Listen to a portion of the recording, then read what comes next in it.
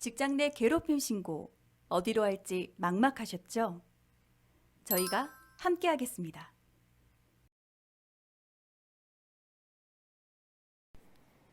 직장 내 괴롭힘을 당했을 경우 가장 중요한 것은 회사에 제보하기, 즉 신고입니다. 신고 사실이 알려지면 괜한 불이익을 받을 수 있다는 두려움 때문에 조금 더 버텨야겠다는 생각으로 시간을 끌게 되는데요. 그럴수록 피해만 늘어나게 됩니다. 네, 맞아요. 하루 중 대부분을 직장에서 보내는 시간이 훨씬 많기 때문에 올바른 조직 문화를 만들기 위해서라도 적극적인 신고가 필요합니다. 직장 내 괴롭힘 신고는 꼭 피해자 본인이 아니더라도 누구나 신고도 가능합니다. 신고 후 직장 내 괴롭힘 발생 사실을 인지하게 되면 사실 여부 조사가 개시되고 피해자의 요구를 바탕으로 해결 방식을 결정하게 됩니다. 신고 방법에는 두 가지 방법이 있습니다. 본부고충 처리 담당 부서로 이메일 발송과 신고처로 연락을 하는 방법입니다. 객관적인 사실과 상황에 대한 경위, 장소나 사건, 일회수 여부 등을 정확하게 파악하기 위해 접수를 할 때에는 육하 원칙을 기본으로 사실적인 내용을 기재하면 됩니다. 신고를 하면 불이익을 당하는 게 아닌가 하는 두려움과 걱정을 하기 마련인데요. 피해 사실을 신고, 주장한 사람에게 해고 또는 불이익을 가한다면 사업주가 형사처벌을 받기 때문에 안심하셔도 됩니다. 하지만 직장 내 괴롭힘이 아닌데도 불구하고 본인의 마음에 들지 않았다는 이유만으로 가해자로 지목하여 신고를 남발하는 경우가 많습니다. 근거가 전혀 없이 인격을 비난하는 등의 내용을 담아 이로써 회사나 개인의 신용과 명예를 훼손하게 된다면 정당한 징계권 행사에 해당되어 취업규칙 위배로 볼 수 있습니다. 그렇군요. 뚜렷한 증거 없이 남발하는 직원으로 직장 질서가 어지럽지 않게끔 모두 조심해야겠네요. 무엇보다 직장 내 괴롭힘이 발생하지 않도록 예방하는 것이 가장 중요한데요. 예방의 첫걸음은 사업주 등 최고 경영자가 근로자들에게 정책 선언문이나 윤리 강령 선포 등 직장 내 괴롭힘이 근절 메시지를 전달하여 심각성을 인지할 수 있도록 해야 합니다.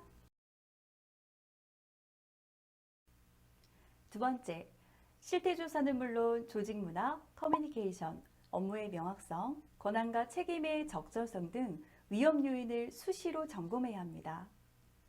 세 번째, 장기간에 걸쳐 지속적으로 추진하고 이를 위해 예방대응 업무 담당 직원을 별도로 두는 것이 좋습니다. 직장 내 성희롱 담당자가 괴롭힘 업무도 수행이 가능하나 성희롱과 직장 내 괴롭힘은 다른 측면이 있는 만큼 전문성을 키우도록 합니다. 마지막으로 네 번째, 리플릿 배포, 포스터 게시 등 다양한 방식의 캠페인을 홍보하면 좋습니다. 근로자들이 신고 및 구제 절차에 쉽게 접근할 수 있도록 교육, 홍보하여 주지시키고 캠페인 기간을 정해 집중 홍보하는 것도 좋습니다. 저희가 직접 제작한 직장 내 괴롭힘 포스터인데요. 참고하실 수 있도록 배포하도록 하겠습니다. 혜진 강사님, 혹시 벽에 포스터 부착된 거 보신 적 있으시죠? 네, 그럼요. 직장 내 괴롭힘, 성희롱 뿐만 아니라 최근에 저는 코로나 백신과 관련된 포스터를 가장 먼저 접하게 되는 것 같더라고요. 강사님이 한번 소개해 주시겠어요? 네, 포스터의 경우 사무실이나 회사 복도, 화장실 등 많은 이들이 이동하는 경로에 게시하는 것이 가장 좋습니다. 게시가 어렵다면 모여서 간단하게 구두로 전달한다던가 다양한 방식으로 홍보하는 거 잊지 마세요. 직장 내 괴롭힘 금지 제도의 핵심은 신고자나 피해자에 대해 불이익을 주면 안 된다는 것이죠. 그런 일은 어떠한 경우에도 금지됩니다. 네, 맞습니다. 직장 내 괴롭힘은 피해자뿐 아니라 사건 발생 사실을 아는 그 누구라도 신고할 수 있고 비밀이 보장됩니다. 2021년 10월 14일부터는 이러한 비밀을 누설 시 500만 원 이하의 과태료를 처분받을 수 있습니다.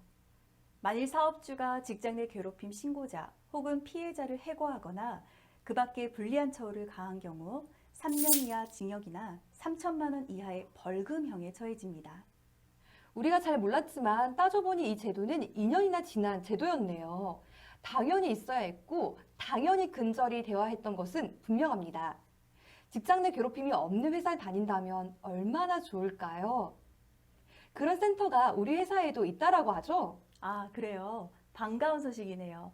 어느 센터이죠?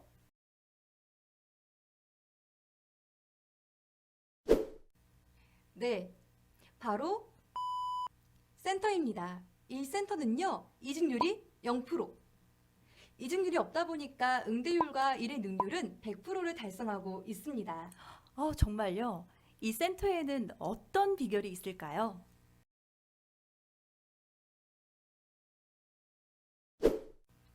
첫 번째는 직장 내 괴롭힘 관련 포스터 등 홍보물이 잘 보이는 곳에 부착이 되어져 있다는 것입니다.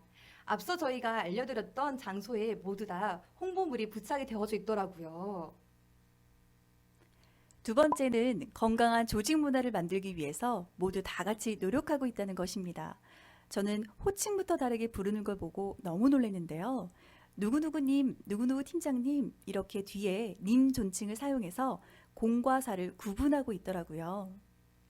그뿐만 아니라 마주칠 때마다 반갑게 가벼운 목례 등을 통해서 서로를 위하는 모습이 아주 인상적이었습니다. 그 외에도 면담을 통해서 서로 간의 의견을 나누며 소통의 장을 만들고 계시더라고요. 이 센터에서는 또 지시형이 아니라 이렇게 하면 좋을 것 같아요 하는 긍정 피드백으로 사원에게 응원하는 모습이 아주 보기 좋았습니다. 작은 것, 소소한 것일지라도 올바른 조직 문화를 위해서 모두 함께 시작해 본다면 직장 내 괴롭힘이 없는 행복한 직장이 될 것 같습니다. 네, 맞습니다. 피하지 말고 참지 말고 괴롭히지도 말고 직장 내 괴롭힘 방지 우선적으로 선행되어야 하는 우리의 변화.